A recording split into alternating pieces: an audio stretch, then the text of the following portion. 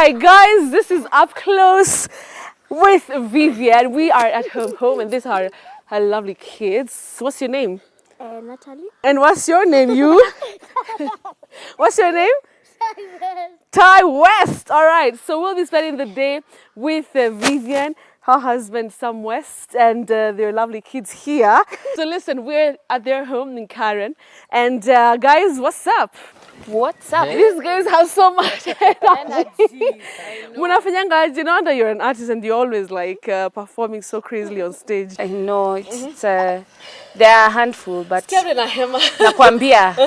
But they always have so much energy. Yeah. But Sam he knows how to handle them better. I deal with them. Me, I'm just the classic mama wa nyumba.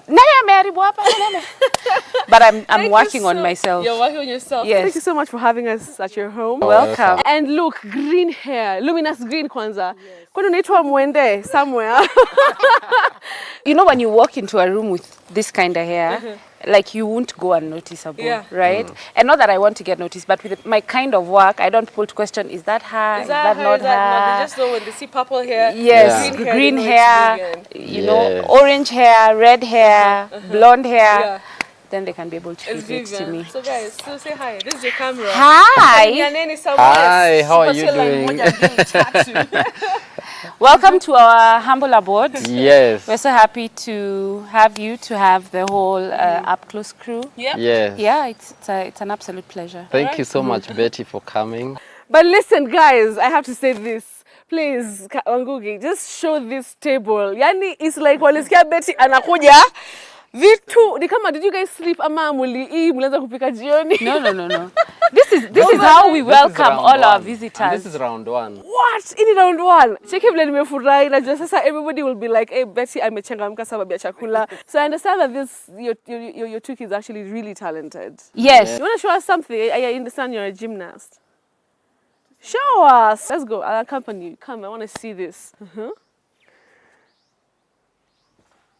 Wow. Wow. Wow. What? Are you okay? Wow. What? Wow. Are you okay? Yeah. Woo!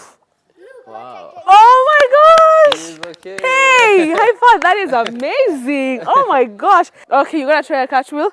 Alright, let's see that. Hey! You guys are amazing. So can we have some breakfast? Yeah?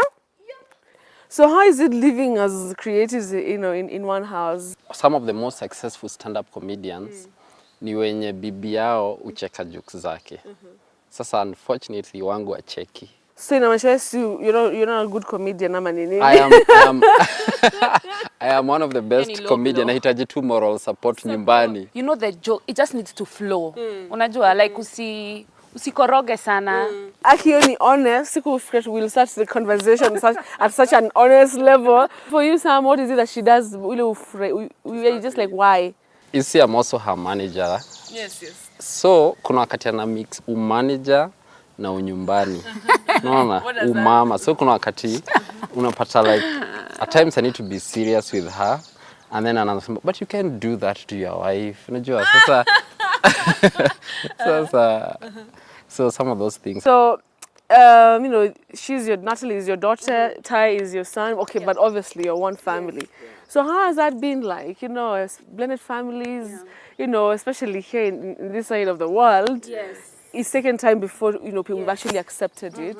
And, you know, once, you know, made efforts for it to work. But you guys, how are you coping? One of the key things with blended families is you have to understand who you are. You are different species. Because it's not a normal family.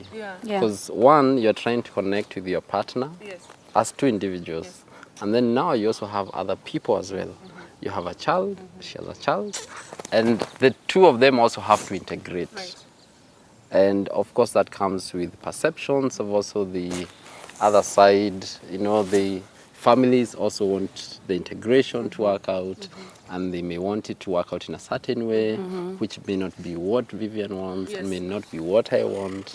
What was the biggest challenge? we have different ways in which we were used to bringing up our children differently. Yeah. So that is also an issue, because maybe there's something he'll see, maybe me, with Natalie, and he'll be like, why don't you try this and whatever. And it's easy to take offense with that. And maybe I'll say the same with him. Sam, I think if you did this with Ty, and it's a girl and a boy. So also their behaviors are completely different, So, of course, at first, that coming together with the different ways of parenting, that was the major thing, Any hard questions they've posed for you? I remember some you telling me earlier something. Yeah. Of course, some of the hard questions is when they're not sure what to call you. Yeah. To call who? Both of us. Yeah. Oh, yeah. Yeah. So we've had also to have conversations with them, like we sit down with them, we make them feel like they're accepted, but especially now in terms of me being mostly in charge of the discipline. Sam is a little bit chilled out, Nini, but he'd see me. I'm more of a diplomat. I prefer when someone makes a mistake. Let's have a handshake. Let's discuss. Let's have a handshake. Yes. Sometimes with kids, there are things that you can't talk. You have to actually have disciplinary action. I think we're getting there. But it has worked many times. What has worked? Like discussions. Everything's about communication. That's true. You're born again. Yes. And you can really sing, my goodness. Thank you. The last concert we were, it was in Eldoret. And my goodness, you can sing. Have you heard her sing? Of course you've heard her sing. She sings every day. I sing all the time. They're so used to me, they just take me for granted here. My goodness. Can I ask you to sing Amazing Grace? Amazing grace, how sweet the sound that saved a wretch like me. Hey, Manze. Hey, I remember. But then we stopped. I think we're doing our show, and I was like, "Who is that girl singing?" Do you get sometimes disturbed by, her line of work, her dancing, ona hiyo jeans vile? Yani hata my mom atasema kwani hauna nguo. Of course, it's good to have a good relationship with God. True. But God sees us as the same. And you cannot tell people because you sing love songs, you are not born again. I get it. Well, honestly, he needs to. Anzeni kanisa. He's a pastor, by the way. You're a pastor. I'm a motivational speaker. Oh, he's a motivational. She always says I'm a pastor. So to see, Mama Wanyumba, please answer his story. The other day you said you were trending on Twitter because you said you walked from ilikuwa Madam mpaka Nyayo Stadium. Me, I thought it was Nyayo Estate, but kumbe ni Nyayo Stadium. I mean, niliona hiyo tweet first.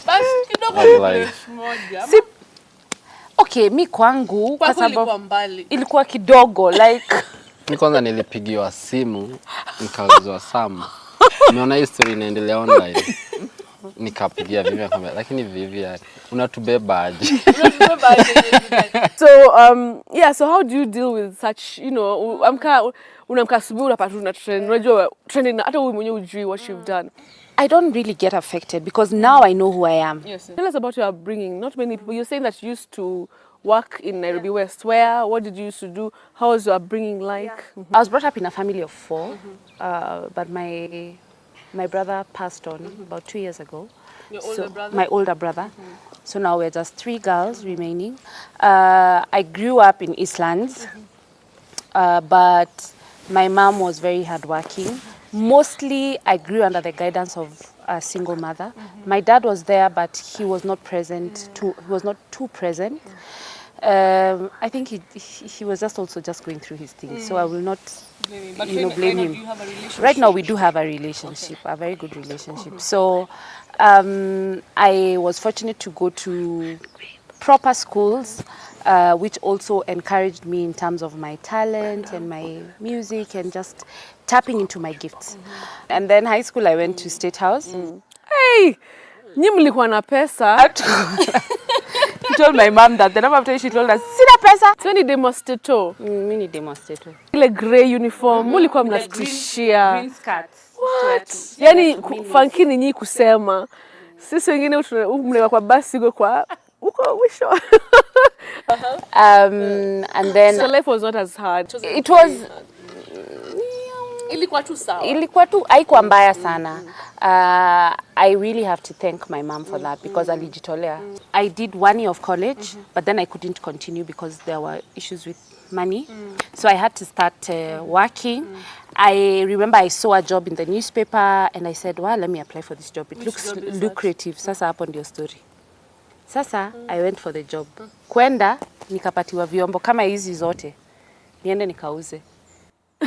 Nyonyo wala sio mare kwa mare. Nilikuwa mare kwa mare. No way. I'm dead serious. You know, saying that as a joke. No, mare kwa mare wale mare kwa mare. I didn't say mare kwa mare. On a screen. Nauza tamos. No, I was very strategic by the way. So nikachukua vyombo. I had this key bag. I said, it's not the job I wanted, but I said, since I've come here and I've come all the way, let me just do it, right? Because I didn't have anything I was doing. So I took the vyombos, I went to town. Where did you take them? See, I sold them. And then I went back. But the commission was so little, I was given 200 bob. And I think I sold things worth maybe like 4K. So I was very disappointed. What? So the first day you sold 4,000? I sold everything. You got 200? I got 200. Ni fair tu, ilirudisha home. At least when you ulikuwa democrat fair. At least mimi nilikuwa na fair. Others came back, they hadn't sold anything. I felt really sorry for them. What? I left, now I went home, I started thinking, what am I going to do? What am I going to do? Then I set up a movie shop. Yeah, a gaming shop. I had movies and I had games where kids could come and play. I did that and it was, I managed to do it. I did it for a while. Actually, my transition to music was from that. So I opened the shop, fanya kidogo, naenda studio, narudi nafungua juu na need fare kwenda studio. Nini hivyo. So ulikuwa those people who mnaban ma CD, mnaban ma movies. Ma pirates, naona watu wana pirate ngoma zangu. Mlikuwa mnatujenga. By then nilikuwa nauza sana. So now after that, that's when you transitioned. After that, now I transitioned into music. I started hosting karaoke. Because also I was still producing the music, but it was not paying me well enough to be able to do it single-handedly. I met a couple of people who really helped me. My first studio, Main Switch, Jaguar Studio. That's where I started from. I was there for like 2 years. It really helped me because I did my first song with him. And that like just put me in the limelight. And then I met this guy 2016. Wawaki mmeangalia ni kama tuko kwa ndosha smia. So what we'll do, guys, we will finish this first part of the interview here so we can finish our breakfast. Yes. Muhimu. Jenga mwili haribu jina. So we'll finish this and then we'll head out to, I understand you have a big event happening this Saturday. Yes. Dominate. Yes. So you'll be telling us about that. Yeah. But yeah, first tumalizane. Yes. Na maneno kwanza. Yes. And everyone is welcome.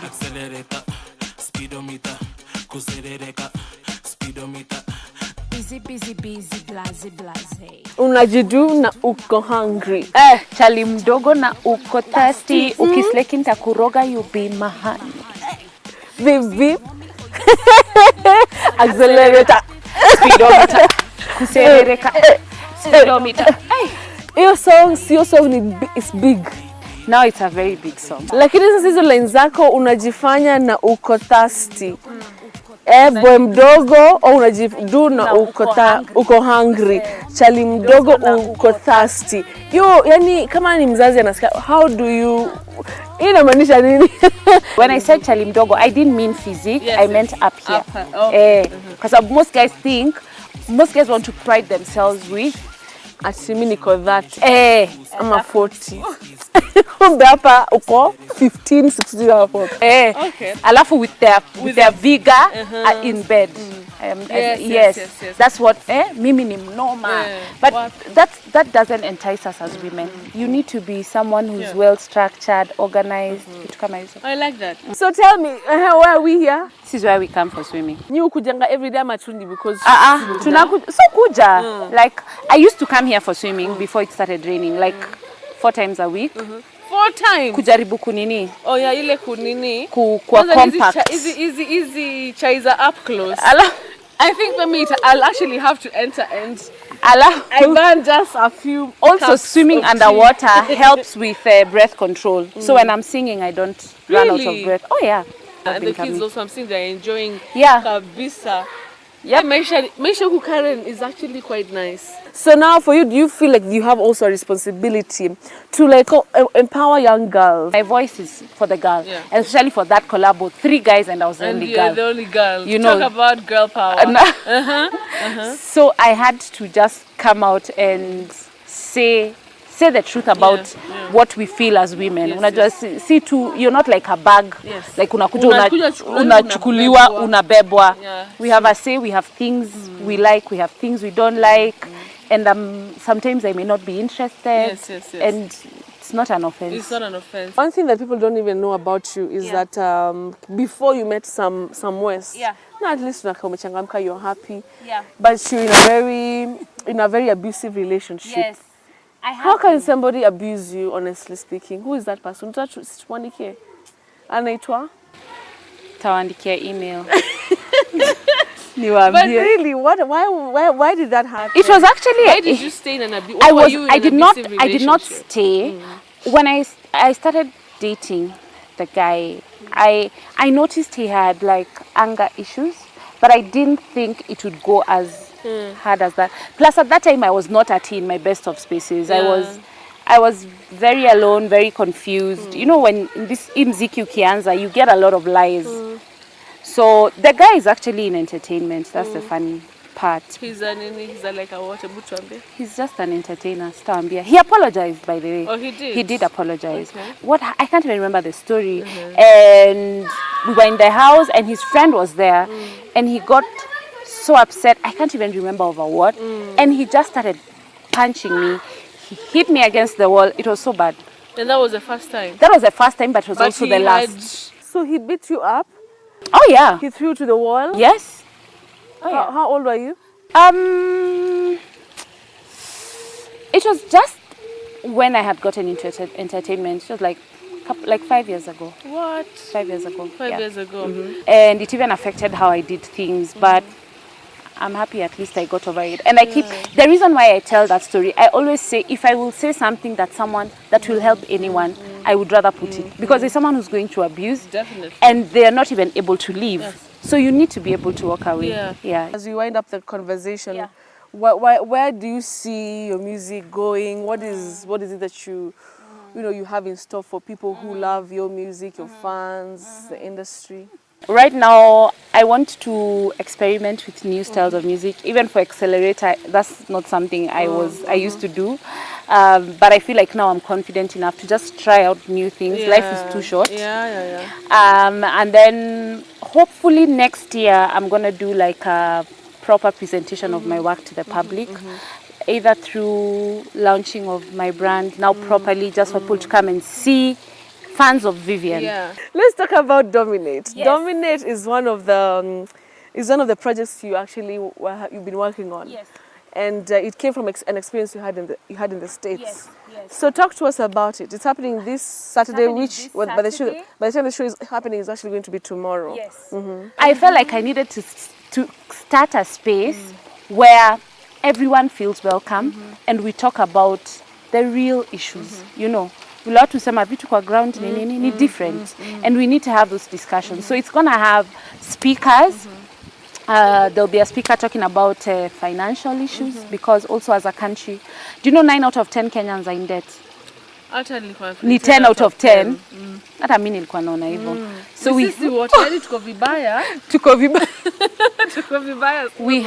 have serious issues with money. We don't have good relationships with money. It's either you want to spend everything or you have nothing to spend at all. So that's a problem. I believe that God has a purpose for everyone. And even like the way I was telling you, Betty, I feel like even for this show, this is a show I feel that is really kingdom because it tells experiences, real life experiences of people, and you get to see people for who they are, and they really open up. True. And there's no better place to learn than through people, right? Thanks for that. Thank yeah, you're welcome. So this is happening on Saturday. Yes, on Saturday from 2 p.m. to 8 p.m. St. St. Christopher's along Gong Road. It's just along the road. Along the road, yeah. I know it. I want to influence the mindset. Sam and I feel like we want to influence how we think, because when you change how you think, it changes the things you do.